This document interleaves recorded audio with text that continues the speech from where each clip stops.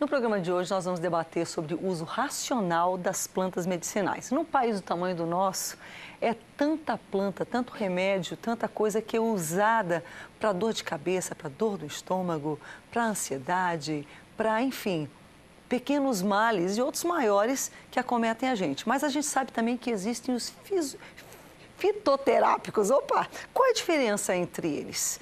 O que é um remédio medicinal, uma planta medicinal e o que é um fitoterápico? Tudo isso a gente vai entender no programa de hoje, como usar racionalmente. Vamos então ao informativo e voltamos com o debate.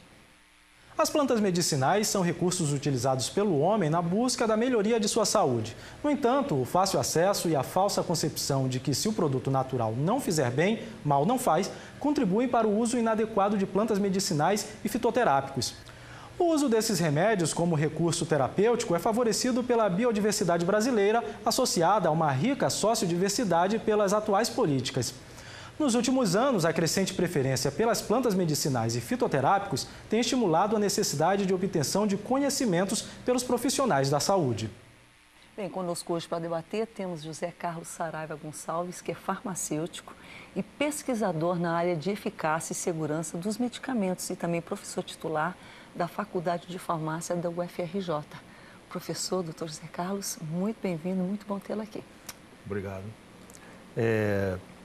Inicialmente, eu gostaria de parabenizar o programa Cabeça para Cima por abordar um tema tão palpitante, tão contemporâneo, né? Verdade, como as plantas medicinais.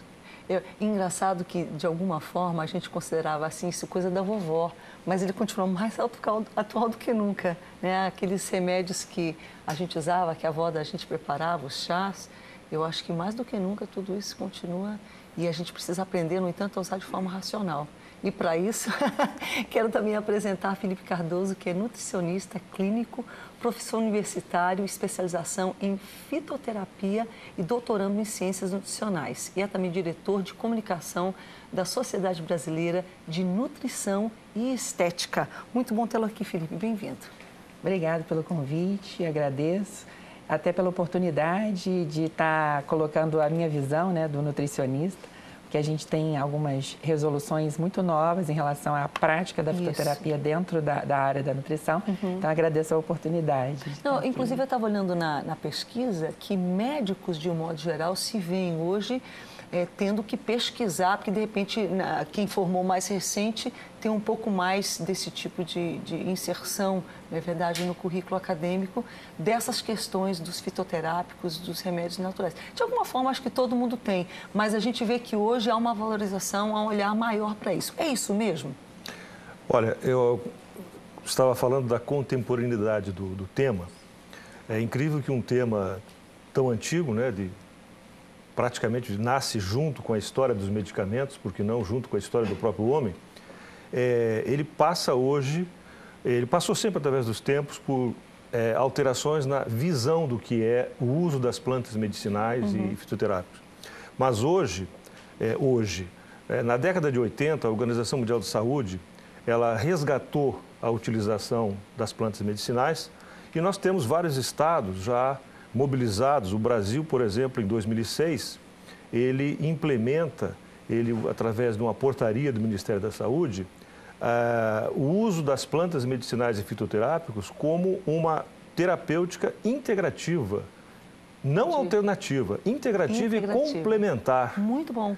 E isso é um direito. Estava procurando a palavra, porque a palavra alternativa, ela finda sendo uma alternativa, mas tem uma outra conotação, isso é alternativo, né? Aquela coisa que pode ou não funcionar. E exatamente essa preocupação que nós hoje sentimos, o fato das plantas medicinais, a própria política que foi implementada no mesmo ano, nós temos o SUS oferecendo as práticas integrativas e complementares. Olha, e temos uma política nacional de plantas medicinais e fitoterápicas. É verdade, existe um órgão do SUS, eu li sobre isso. Então, essa política, ela passa por um objetivo geral, que é exatamente o uso, assegurar o uso racional, seguro das plantas medicinais.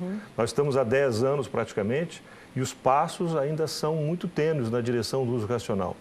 Porque para o uso racional, o princípio do uso racional é desmistificar o fato de que o natural não faz mal.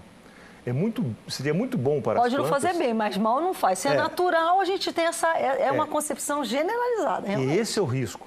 E o risco torna-se maior porque, por ser uma prática integrativa, admite-se o fato que ela possa ser usada concomitante com outros medicamentos. E aí advém o risco maior, o fato da concomitância. Da interação entre medicações. Entendi. Eu acho que essa lei do SUS que obriga praticamente, não seria a palavra, mas abre espaço do SUS oferecer a fitoterapia e as plantas medicinais, ela vai ter um reflexo não só na saúde pública, mas no ensino das profissões. Algum de nós aqui, ou dos telespectadores, né, ouviu um prescritor, seja ele dentista, médico, nutricionista, indagar ao seu paciente se está tomando alguma planta medicinal?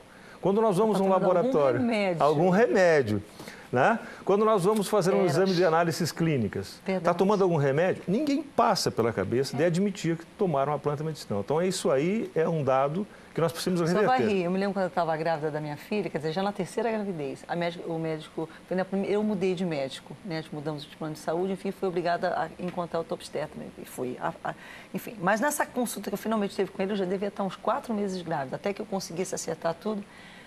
E eu me lembro que ele perguntou para mim assim, a senhora está tomando algum remédio? Eu pensei, falei, não estou tomando nada. Depois ele foi fazendo umas perguntas para mim, daí eu admiti durante as perguntas que eu tinha tomado analgésico, que eu tinha tomado remédio para enjoo, mas eu não perguntei para a senhora se ela está tomando algum remédio. Eu falei, não, mas isso... quer dizer, não era nenhum fitoterápico, não era nenhum remédio natural, mas assim, analgésico, essas coisas bobas, é como se elas não contassem. Quanto mais, então, uma erva medicinal, mas conta. Conta. Não só a erva medicinal, alguns hábitos, né, que, aliás, eu me sinto à vontade, estou ao lado do nutricionista e, como há pouco ficamos sabendo, eu sou casado com a nutricionista. E eu brinco com ela... E a esposa dele foi professora dele, legal isso. Maravilhosa. E eu brinco com ela dizendo, toda vez que a gente assiste um programa de televisão, liga a televisão, este ou aquele alimento faz bem, né? Sempre faz bem. E eu digo que os alimentos, o hábito do consumo de certos alimentos, de certos sucos, eles são ótimos, fazem muito bem. Mas cuidado, que quando você estiver tomando medicamento, ele pode fazer muito mal. Inclusive, eu sugeri, como o título do programa, quando plantas medicinais e sucos podem fazer mal. Porque eu acho que isso nós precisamos reverter essa questão. Está a moda do detox. Vamos lá, doutor Felipe. Esses sucos detox, de desintoxicantes, né? Couve, hortelã e abacaxi e não sei, e a chia, não sei mais o que. Botam tanta coisa, né? Afinal... Foi até uma coincidência você me perguntar isso, porque eu acabei de escrever um capítulo de livro sobre fitoterapia na detoxificação para 2 professoras lá do Instituto de Nutrição, José de Castro, da UFRJ. E quando eu recebi o convite para poder falar, para poder escrever esse capítulo, eu falei, olha, eu estou diante de 2 grandes braços polêmicos. Primeiro, a fitoterapia, que é muito nova na nossa área. Não é nova, né? Mas na nossa área é muito nova. A gente não tem essa grade dentro da graduação e não sai preparado para isso. Por isso, a necessidade de fazer um curso de pós, fazer cursos de extensão. Depois eu posso até comentar sobre isso.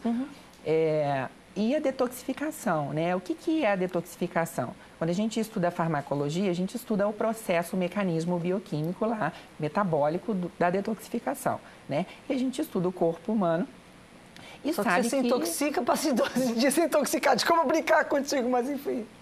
Mas é mais ou menos isso. A gente, na verdade, tem a noção, né, do mecanismo de detoxificação, né, que a gente modula um sistema enzimático no fígado, a gente consegue fazer o paciente, por exemplo, consegue estimular um efeito laxativo no intestino, a gente tem alguns alimentos que são diuréticos. Com isso, você acaba estimulando a eliminação via urina, eliminação via intestinal, estimulando a modificação molecular de alguns compostos mais lipossolúveis, deixando que, com que eles fiquem molecularmente mais hidrossolúveis e facilmente elimináveis, porque o sangue da gente é mais hidrossolúvel, tem essa facilidade de eliminação. Água, portanto. Teria essa facilidade de eliminação. Então, existem compostos bioativos que conseguem estimular o que a gente chama de enzimas de fase 2 de um complexo de enzimas do que a gente chama também de citocromo P450 no fígado, que também existe no intestino. Então, existem essas fases que em farmacologia a gente estuda, que é a fase 2 e a fase 3, que é do intestino, que é via P-glicoproteína.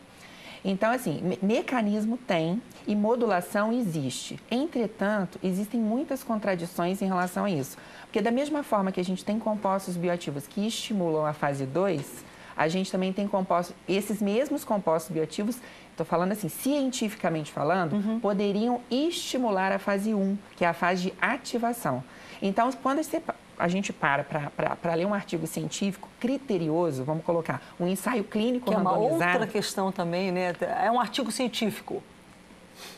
E também é um artigo, ou são 10 artigos, ou são 20 artigos, né? Depende do tema. E, obviamente, que a gente tem que avaliar a evolução metodológica desses trabalhos.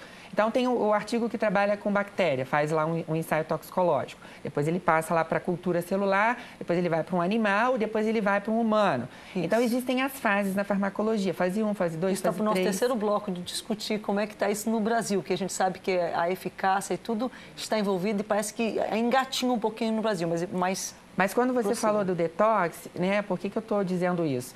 Porque para você falar que alguma coisa é detox, né? Inclusive eu usava esse termo na minha escrita, entre aspas, por quê? Não existe uma coisa, um consenso e uma diretriz sobre isso, tá? Então, na verdade, qual é a abordagem? O que eu falo quando eu falo sobre fitoterapia e detoxificação nesse sentido? Existem fitoterápicos hepatoprotetores. Se eles são hepatoprotetores, eles estão contribuindo para a saúde do fígado. Se o fígado, né, trabalha nesse sentido, né, é um órgão de desintoxicação, a gente tem isso favorecido, né? Existe essa possibilidade. Se tem aqueles fitoterápicos que, por algum motivo, conseguem exercer um efeito laxativo... Ajuda um intestinozinho mais lento, o metabolismo mais amarradinho ali... Justamente. A gente tem, por exemplo, Taraxacum officinale também, que é o dente de leão. A Anvisa, ele está regulamentado pela Anvisa, existe a recomendação certinha dele e ele, por exemplo, muita gente pensa nos compostos. Ele tem também alguns compostos, mas ele é rico em potássio, por exemplo. E o potássio, a gente sabe, no próprio alimento, quando a gente usa alimentos ricos em potássio, a gente controla, por exemplo, a questão do edema, a questão da pressão, da hipertensão arterial sistêmica. Um dos protocolos na alimentação para a gente controlar a pressão é fornecer alimentos ricos em potássio. Então, a gente tem correlações bioquímicas muito bem delimitadas e existem espécies que a Anvisa aprova. Para essas espécies, corroborando com a saúde hepática científico, portanto, mas você tem que ter cuidado. Você não pode pegar todo... fulano está fazendo esse detox, aquele está fazendo aquele outro. E você fazer uma grande mistureba, porque em vez de desintoxicar, você pode até ter o intestino e tudo mais, mas você, digamos assim, se acomete de outras questões. Além de causar outros pressões, a questão da interferência com outros medicamentos, por exemplo. Eu queria que o senhor exemplificasse. De resgatar uma coisa muito importante que ele falou, que ele disse que a gente não sai preparado. Nenhum profissional sai preparado para exercer, né, aquilo que ele pretende. Então, sempre tem mais para aprender. Exatamente. E esse é um dos problemas hoje, né, dos nossos profissionais de saúde, ao saírem pensando que estão aptos, né, a alguma coisa. É muito difícil a gente convencer as pessoas de modo geral. O segundo aspecto é exatamente esse. Detox, né? Então, nós precisamos... Primeiro, a gente vai precisar entender um pouco que tudo que a gente ingere, seja medicamento ou não, alimento, o nosso organismo não sabe se foi administrado como alimento, se foi administrado como medicamento. Ele está aí para fazer... Está ali para ser absorvido de alguma forma. Exatamente. Primeiro, ele tem que ser absorvido ou não. Depois, ele tem que ser biotransformado e excretado. Os mesmos sistemas que atuam sobre os alimentos, atuam sobre as plantas, sobre o fitoterápico, sobre o medicamento, enfim, é o mesmo. Enfim, independente. Se nós estamos fazendo a detoxicação, a princípio, uma das vias mecanísticas é acelerar uma enzima que foi muito em moda, não sei se está em moda, né, que é o glutatião, que é um antioxidante. Ele neutraliza tudo que é glutationa peroxidase. Isso. Ele neutraliza tudo que é radical. As pessoas estão sempre preocupadas, dizem assim, eu tenho que tomar para eliminar os meus radicais. Selênio faz parte da estrutura química dela. Só que os radicais são fundamentais. Sem radicais, nós não poderíamos nos defender de um ataque. Destruir os radicais livres todos, você não pode. Não pode, senão você não consegue destruir os seus invasores. Entendi. Isso faz parte da defesa. Então, veja o seguinte, quando você neutraliza um agente na expectativa de detoxicar, se você não estiver tomando medicamento, fique tranquilo. Se você estiver tomando medicamento, preocupe-se, porque o seu fármaco, que é o princípio ativo do medicamento que vai atuar, ele pode utilizar um mecanismo, por exemplo, via radical. E você está ficando jovem, né? Está se detoxicando e está impedindo do seu medicamento atuar. Nós temos resultados interessantes de, por exemplo, se usa vitamina A como antioxidante. Foi tentado na tuberculose, os resultados não são divulgados, né? Porque quando o resultado é falso não se divulga, mas foram decepcionantes. Por quê? Porque a vitamina A é efetivamente um antioxidante. E um dos medicamentos, a isoniazida, ela ataca o Mycobacterium via radical. Se você está administrando um antirradical, você está inibindo a ação do fármaco. Então, isso é que passa pelo uso racional. Então, você tomava algo que seria bom para a tuberculose, mas a medicação farmacológica que estava atacando ou tratando aquilo ali era inibida pelo... Nossa... Gente, nós já estamos... Vamos fazer o seguinte, realmente, a gente tem que dar uma paradinha, tá top. A discussão, o papo está muito bom, mas eu quero voltar, continuar justamente falando sobre essa questão da interação e já definimos para quem está em casa a diferença entre planta medicinal e fitoterápico. A gente sabe que, de alguma forma, eles são relacionados, mas são distintos. São. Né? Para quem está em casa, exatamente entender. Mas, sobretudo, continuar, acho que, pontuando, se vocês puderem, durante todo o programa, essa questão da interação. Porque a gente sabe que... Eu me lembro, assim, que uma vez que eu fui adolescente, fui administrar algum tipo de antibiótico, eu me lembro o médico falando, não pode tomar isso aqui com leite. Mas toda a minha vida, eu tinha ouvido dizer, olha, você tem que tomar antibiótico com leite, porque protege o testão. E aí, é com leite ou é sem leite? Então, é um alimento, não é nem um medicinal, um fitoterápico. É simplesmente um alimento. Mas a gente sabe que né, há coisas que interferem na absorção, por exemplo, do cálcio, que estão nos nossos alimentos, a cafeína, enfim. Então, como é que funcionam essas interações? Eu acho que até sobre o aspecto alimentar mesmo. Vamos aproveitar aqui a carona. A gente volta já já. Estou não só 3 minutos. Cabeça pra cima.